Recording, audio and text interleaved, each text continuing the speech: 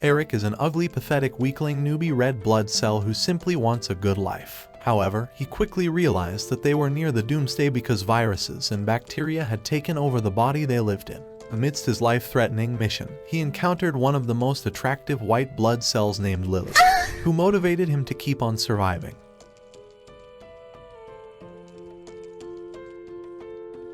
On their first day of duty, Eric and the other red blood cells learned that their sole purpose was to supply oxygen to every part of the body. Upon getting sent off to various stations, Eric's group arrived late, and the team leader named Edward is extremely pissed off that he has to deal with stupid newbies again. He then instructed them to start working immediately, and they began pushing heavy carts loaded with oxygen. Unfortunately, Eric once again arrived late at his next station. Oh shit, here we go again. And the chief gastric cell named George furiously told him that they couldn't afford to do any wrong action because the body was already in its worst condition. Moments later, Eric met a senior red blood cell named Eddie who tried helping him deliver oxygen to the brain. Along the way, they encountered the LDL guys, who often used blood vessels as their cholesterol dumping site. Eddie is worried because if this keeps on going, the body will eventually have a heart attack. Eddie then told Eric to take a break after completing their delivery, but Edward saw him and thought he was slacking off. Unexpectedly, an air vent exploded right in front of them, releasing carbon monoxide, which has morphed them into zombie cells. To make things worse, a group of ravaging bacteria appeared out of nowhere and began penetrating the zombie cells with their tentacles. Eric and Roger were about to meet their end, but Lily arrived in the nick of time to save the day. Eric was stunned at the sight of Lily's massive plot membranes, and he couldn't afford to lose sight of them. Yeah, boy. Lily eliminated the rest of the bacteria, while Eddie reminded Eric that their sole purpose as red blood cells was to deliver oxygen, even if it cost their lives. Eddie then sacrificed himself just to deliver oxygen to the brain. When Eric is about to do the same, Lily stops him, and they travel together to the respiratory system, where they find out that smoking is the root cause of the body's unhealthy lungs. When he returned, he saw a stunning macrophage drenched with blood from a bacterium she had just exterminated. Unfortunately, Eric's hands hit her cart, and the macrophage quickly reacted, almost decapitating him. When she realized that he was not a bacterium, she pulled her blade away and apologized for her action. You're a victim! When Eric got to the oral cavity, he found that the mucosal cells were burning due to a mouth ulcer outbreak. Suddenly, an explosion happened, and a variety of hideous bacteria began infesting the oral cavity. While Eric's life flashed before his eyes, Lily and two other white blood cells destroyed all of them and saved him once again.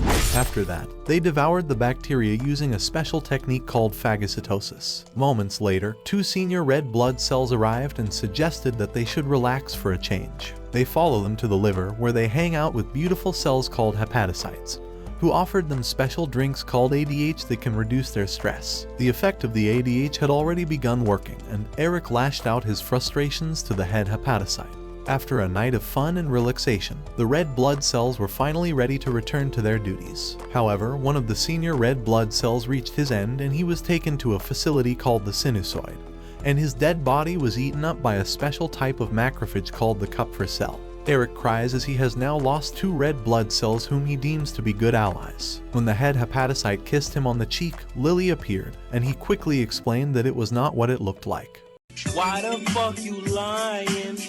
Why you always lying? Meanwhile, the chief brain cell named Brandon suddenly urged the red blood cells to prepare for plot development. Within the entire body, an announcement informed all the cells to abandon all their duties for this important task. They all gathered at the specified location, where their mission was to initiate plot development by filling up the soft region in the man's plot. When Eric admitted that he had never experienced plot development, two senior red blood cells began making fun of him. Soon enough, Eric was invited to visit the testes, where the Sertoli cells nurture the sperms. Moments later, he rejoined the other red blood cells for the plot development. They start increasing the blood flow into the man's plot to fill up the spongy tissue and make it as hard as rock. Everything seemed to be going according to plan, but the needed urge to maintain plot development started declining within the body. The whole operation was compromised as the spongy tissue became too tight for them to fill in. They lost all hope in the mission, but Eric wouldn't simply give up without a fight. For the sake of the little sperm cells, he stayed and tried to force his way to penetrate the spongy tissue. In the brain, Brandon considers terminating the mission, when suddenly the body's urge comes back and all the red blood cells rally back into the man's plot. The plot development was successful, and the sperm cells prepared to be released. Then, a countdown was initiated, after which the sperm cells were launched into the female plot. Eric is very excited for the sperm cells to develop a new life, but his senior informs him that not all plot developments are made to create new life because some are just for pleasure. This idea made Eric fall on his feet, questioning his true purpose in the world. However, his thoughts are suddenly interrupted by Lily, who warns them about the upcoming danger. Turns out that the plot development had allowed the invasion of a group of virus and bacteria known as STDs. At the urethra, one of the STD monsters tried to develop plot with a beautiful white blood cell. However, she refused to let him do it with her, so the monster took it by force and penetrated her with his massive tentacles. What do you mean by that?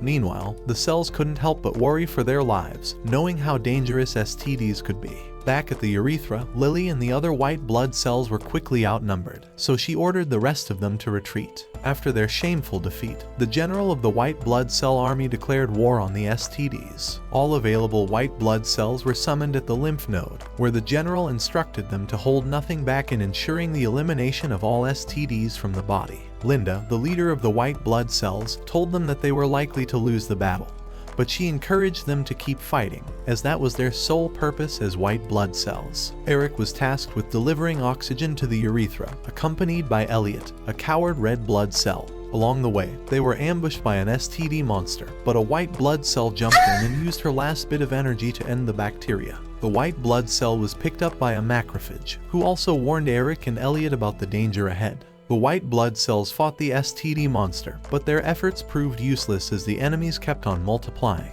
In no time, more than half of her troops had been captured. Upon reaching the battlefield, Eric watched in despair as Lily and the other white blood cells were being crushed to death. Lily told him to run away, but Eric activated his inner power, and a bright light appeared from the sky, stripping down the STD's armor. The white blood cells took the opportunity to finish the battle, but the captain and a few other white blood cells lost their lives in the war. Meanwhile, the head of the T cells was angry at the number of casualties in the body, and he decided to start ruling over the entire body. Tyler summons an army of elite soldiers known as the Killer T cells and starts executing his plans. Meanwhile, Eric delivered oxygen to the hair root and saw the process of maintaining the hair of the body. Here, he met the hair cells, a group of cells whose job was to take care of each hair strand.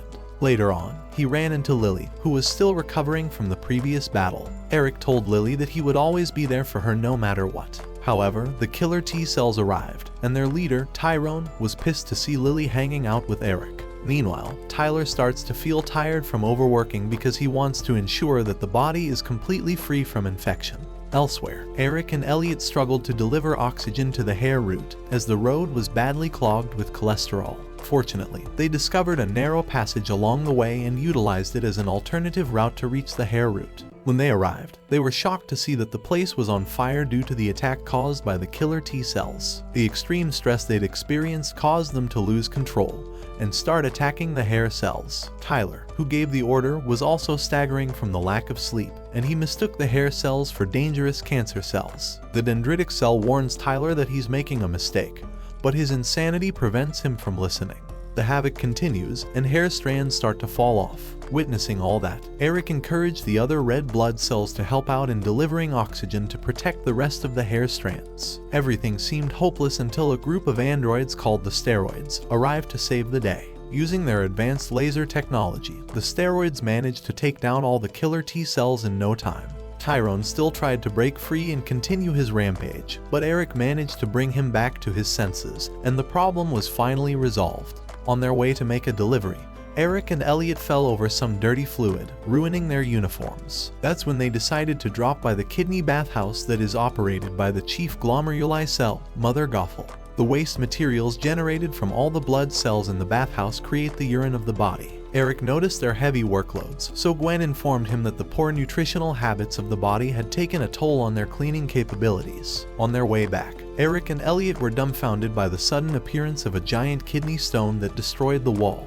Suddenly, a device enters the kidney and it crushes the kidney stone into smaller pieces. However, this gave another opportunity for a new group of bacteria to invade the body. The white blood cells quickly protected the kidneys, but they were easily outnumbered, and Brandon noticed their predicament. He then orders the macrophages for reinforcement, but they are the type of cells who despise rush commands. Soon enough, Eric made it to the kidney, and he begged the glomeruli cells to evacuate the place before the arrival of the bacteria. The glomeruli cells trembled in fear, but Mother Gothel demanded that they continue their work. When Gwen pleaded for her to reconsider, a huge bacterium climbed up from the pipes and ambushed them. The bacterium attacks Gwen, but Mother Gothel blocks the attack, sacrificing herself in the process. Lily quickly stepped in and sliced up the bacterium, but the damage had already been done. The bacteria had succeeded in cornering up the remaining white blood cells, and the invasion of the kidney seemed inevitable. However, an antibiotic robot called Quinolone came to their rescue, eliminating all the bacteria in an instant. With Mother Gothel gone, Gwen had to step up as the new leader of the glomeruli cells. The next day, one of the cells desperately cries for help, blaming Elliot for delivering impure oxygen that quickly transforms him into a senior citizen.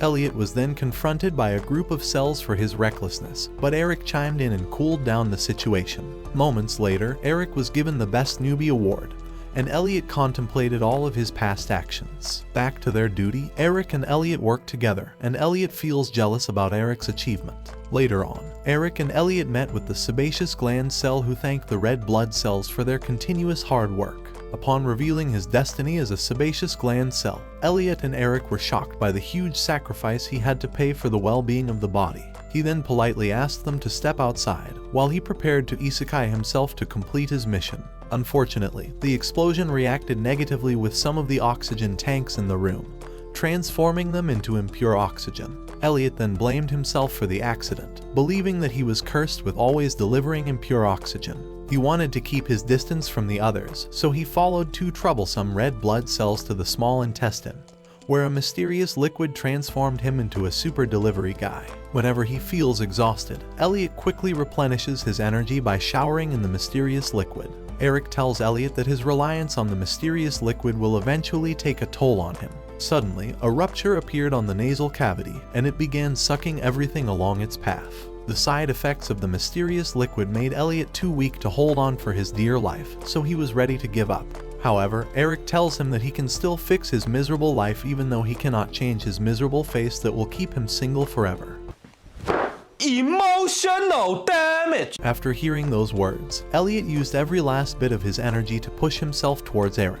From then on, the bond between Eric and Elliot became stronger than it ever was. As the amount of toxins increased within the blood vessel, the red blood cells became too exhausted to perform their jobs. That said, the senior red blood cell urged the two to tag along for a detox. Unfortunately, the liver was no longer lively unlike before, and Helena apologized for not being able to help them with their detox. Eric and Elliot then went ahead to deliver oxygen to the legs, but they faced difficulty climbing back because of their undetoxified bodies. While taking a short break, the two troublesome red blood cells came by to mock them for being weak. They wanted Elliot to take the mysterious liquid again, but Eric told them that they should save the users and jail the pushers. Congratulations, you played yourself. When Eric and Elliot continued working, the floor suddenly ruptured, and a newbie red blood cell fell into the pit. The two immediately rushed over to the scene, only to be startled by the sight of a massive blood clot. One of the troublesome red blood cells kicked Eric into the pit,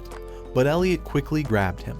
He then told Eric that he should know well his enemy before putting out his good cards. When Elliot was about to lose grip, Lily arrived in the nick of time to save the day. She then escorted them to get out the legs, but the floor began to tremble violently, and the blood clot came rushing in their direction. The blood clot eventually slammed into the entrance of the lungs, causing them to shut down. As Eric and Elliot tried to take it out, they discovered that the troublesome red blood cells were entangled inside the blood clot.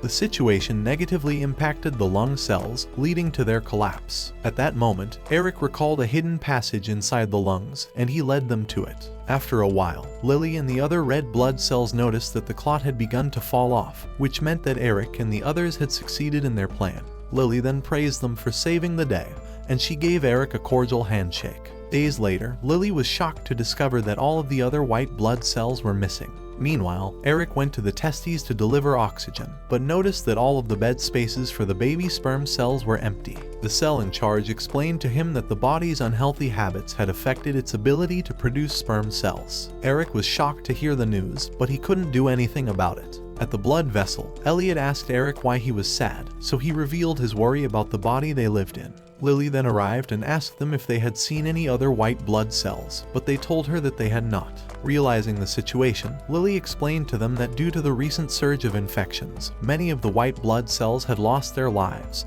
and the body was left in a weak state. At the lungs, Eric and Elliot watched a group of newbies being taught their duties as red blood cells. The newbies, Elin and Enzo, saw Eric from afar, and they rushed over to greet him. When the supervisor asked Eric to be their mentor, he decided to become a good example for them. Elliot was worried about Eric overworking himself, so he reminded him to chill out. Moments later, Eric and Elliot were attacked by a filthy group of ringworms, but Lily, along with other white blood cells, showed up again to save them. However, they were still outnumbered by the ringworms. When they were about to be eaten alive, the foot became flooded with a special solution and 3 laser headlamps burned the ringworms to dust. Suddenly, Brandon commanded them to handle more ringworms in other parts of the body. Eric wants to help, but he quickly became exhausted, so he released his frustration to Elin. Elliot took him away and explained that being too passionate with his work could have negative side effects on his health. Eric then understood that he needed to be kinder to himself because the weight of their world was too much for him to bear alone. The next morning, Eric returned to work feeling much better, and he apologized to Elin for his behavior last time. Suddenly, a senior red blood cell commanded them to deliver as much oxygen as possible.